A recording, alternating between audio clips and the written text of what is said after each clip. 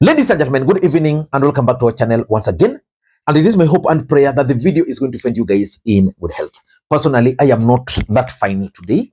I have some flu which is really blowing up my head. And but Kisumu is fantastic. And maybe you could also let me know where you're watching the video from. The county or the country, in case you are out of the republic. Ladies and gentlemen, today I got the chance to follow very closely the vetting process, and I paid very close attention to the vetting of two individuals, Ali Hassan Joho and Wycliffe Ambetsa Oparanya, because the two individuals are currently serving as ODM deputy party leaders. So I really wanted to hear what they were going to say about the future of ODM party, about the relationship between William Ruto and Raila Odinga and how they are going to relate moving forward. Oparanya did not hint anything, but Ali Hassan Joho hinted at the possibility of supporting William Ruto's re-election bid in 2027, and that's going to form the basis of this analysis. And for the record, I want to say that I'm actually impressed by the performance of the four ODM leaders who have joined the government. And hopefully, they will be able to serve Kenyans, not to serve their personal interest. I was shocked at the depth of Hassan Joho's responses to the questions which were being raised. But I want you to listen to this part. Kenyans to listen to me. Do not ever imagine your hope dies by your previous struggles. We suffered. But what gives me pride is that we could turn that around. I actually turned it around. When I found the slightest opportunity for self-improvement, which I believe is a continual process, I grabbed it. And like I said, I would have been very surprised if this question did not come up, because it comes up every time there's an opportunity for me to do something. Every time. It started when I was running for MP. It started when I was running for MP in 2007. Big conversation. And that time they even actually said that my nursery certification was fake, my kindergarten. But we succeeded. When I was running for governor, Mr. Speaker, and I'm saying this so that I hope we can bring this to a permanent closure. When I was running for governor in 2013, it also became one of the biggest campaign issues. I know there were even attempts to bribe some people in the institutions that I was with. Somebody once told me, someone came to me and told me, Bana, we've been told to suspend your degree.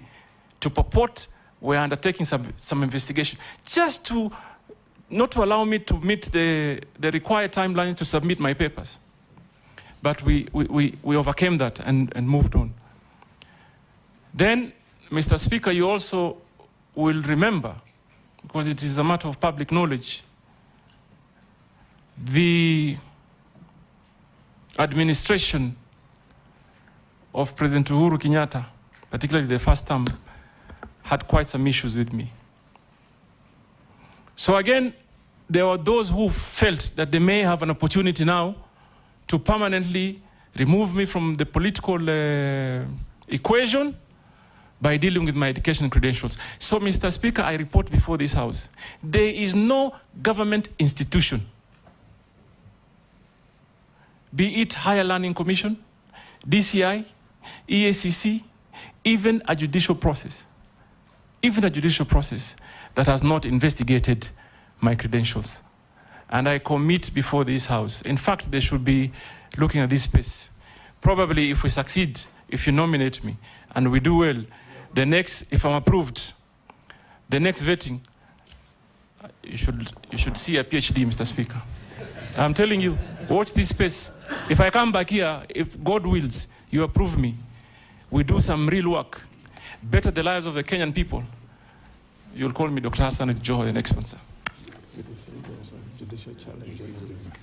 What Mr. was Speaker, on the other matters. Hold that. What was I know you might have missed it, but let me narrow the part so that you can agree with me that Joho is actually hinting at supporting William Ruto's bid in 2027, because that's going to form the basis of this analysis. And I commit before this House. In fact, they should be looking at this space. Probably if we succeed, if you nominate me, and we do well, the next, if I'm approved, the next vetting, you should see a PhD, Mr. Speaker. I'm telling you, watch this space. If I come back here, if God wills, you approve me, we do some real work, better the lives of the Kenyan people, you'll call me Dr. Hassan Joho the next one, sir. what Mr. was Speaker, on the other matters. Hold that. What was No, that's Ali Hassan Joho. But because in politics nothing happens out of mere coincidence, I want us to look at why Joho made that hint. Because we all know that there is no way William Ruto would have just decided one day to pick 4 top ODM leaders to serve in his government. Probably there is something they agreed with Raila Odinga. And I remember explaining to you guys that the main reasons why William Ruto decided to pick the ODM leaders to work in his government were several, but just some of them is that he wanted to win the support of ODM strongholds. William Ruto understands that the political dynamics have changed completely. There is no way he's going to get the support of the mountain the way he did. And therefore, he needed ODM on his side. The other thing is that William Ruto was suffering a lot of blackmail from Mount Kenya leaders, especially Rigathi Gachagua, because they delivered the numbers. So he wanted to deal with the blackmail. So he had to reach out to Raila Odinga, and they're working together, and now the appointment of these key individuals. And of course, William Ruto was also keen on neutralizing the Gen Z protest. After William Ruto appointed ODM members to his cabinet, those who followed the conversation, it was like, now we are going to go to the street. In the streets, we are going to find the police, we are going to find the Gen Zs, and of course, ODM goons. Those were just what people were saying. And of course, the 2027 political equation. But in this video, I want to reveal to you guys what Ali Hassan Joho's statement meant. But before you do that, for those who are watching the channel for the first time, please take a second or two, click that subscribe button so that next time we produce a video like this, YouTube will automatically notify you. And to the subscribers, I want to continue thanking you guys for your continued support. Because without that support, this channel cannot be where it is. Ladies and gentlemen, without any further ado, allow me to dive in. And again, before I dive in, allow me to also introduce you guys to Lemfi. Lemfi is a mobile money app for users in the UK, Canada, and the United States of America to send money back to Kenya. They offer the best exchange rates, and the money will be delivered instantly into M-Pesa accounts in Kenya, into Airtel accounts in Kenya, and of course, if you want, directly into your bank account. Ladies and gentlemen, why do you think Ali Hassan Joho made the hint that he's going to support William Ruto's re-election bid in 2027? Why? Maybe even Joho himself did not realize that he made that hint. But Joho is a close ally of Raila Odinga. He knows a lot about ODM Party. If Raila Odinga was negotiating with William Ruto, I'm 100% sure that Joho was also part of that negotiation. And therefore, Ali Hassan Joho's statements for me means the following. Number one, ODM Party is likely to support William Ruto's re-election bid in 2027.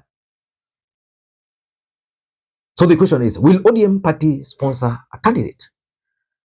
Raila Odinga is going to the African Union Commission. Assuming he's going to succeed, the term there is 8 years. We have only 3 years to the next election.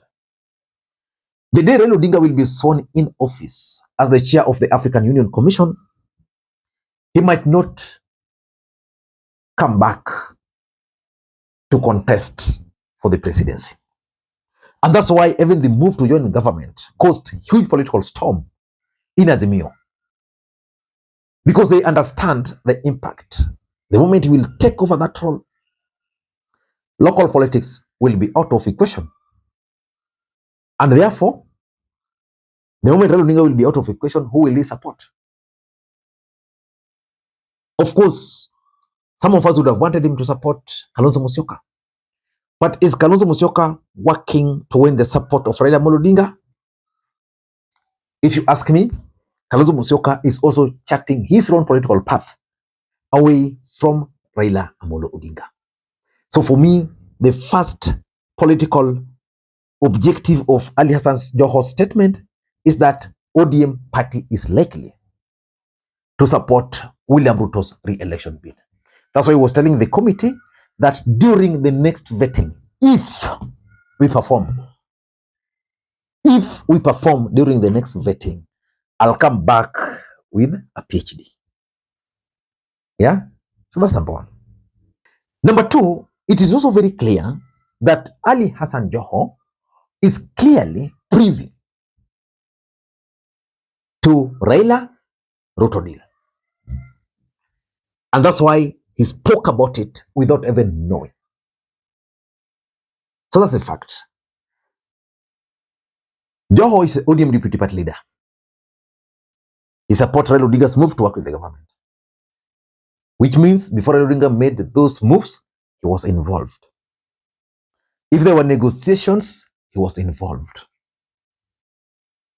Being one of the closest allies of Raila Odinga, I'm 100% sure Joho is privy to most of the details about this deal. And that's why he spoke the way he spoke, without knowing that he was leaking some hints. As a matter of fact, what I do on this channel, you can only find here.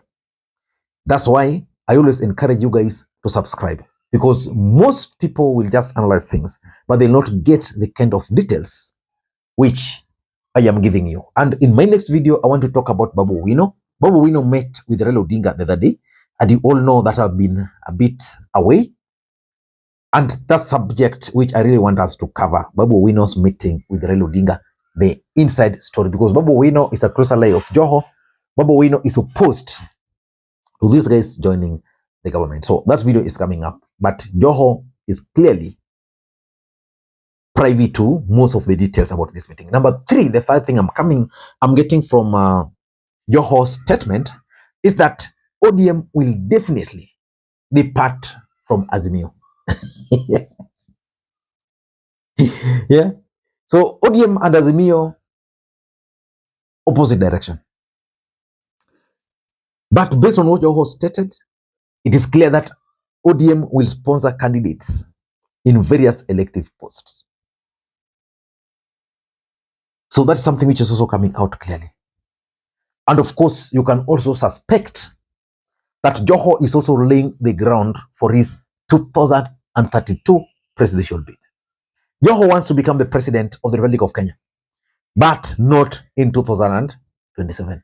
Because Joho's statement means that in 2027, he will come back for vetting. I mean, Parliament don't vet presidential candidates, so we will not face them again. So which means, in my view, Joho is going to serve and is going to pray that after William Ruto's re-election, for example, he will be reappointed. Then from there, it's when he will be starting to think, it's when he will start thinking about his own bid. And lastly, Raila Odinga is likely to be out of the ballot in 2027.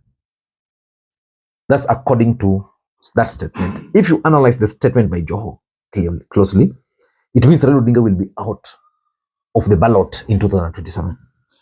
Either he will be in AU or he shall have made a decision. I don't know what to think, but that's my take. Until next time, this is Lee Makwiny. Bye-bye.